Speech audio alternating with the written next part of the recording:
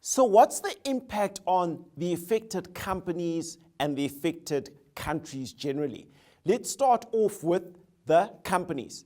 Frequently what happens when a country becomes isolated and excluded from the SWIFT system, if a company has an investment in that country, usually the investment has to be impaired. It has to be written down because the value of that investment is reduced. Also, it becomes very, very difficult for profits in that investment to be repatriated to the country of origin. So there's an inability to repatriate dividends and profits for that company. There's also an inability to source capital equipment, spare and replacement parts, which further degrades the operations of the investment in the company in the country under sanctions. Usually the country under sanctions and suffering exclusion from SWIFT suffers some form of currency depreciation. And that also exacerbates the value of the dividends diminishing because they're trapped in this country. They can't be gotten out, but at the same time the currency devalues. It means those dividends lose their value. There's further erosion of value in that respect.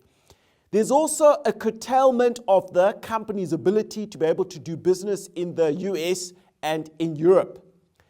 Countries which also have these sanctions imposed are cut off from multilateral development finance institutions such as the World Bank and the International Monetary Fund. So this impact is absolutely huge.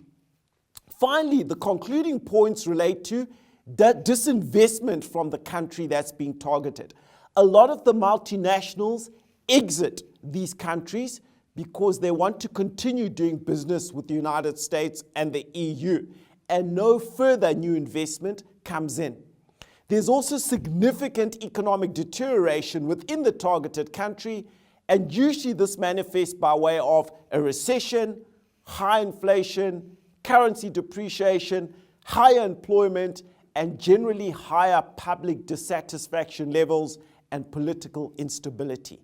So exclusion from SWIFT and trade sanctions is a very, very draconian, harsh, but effective tool.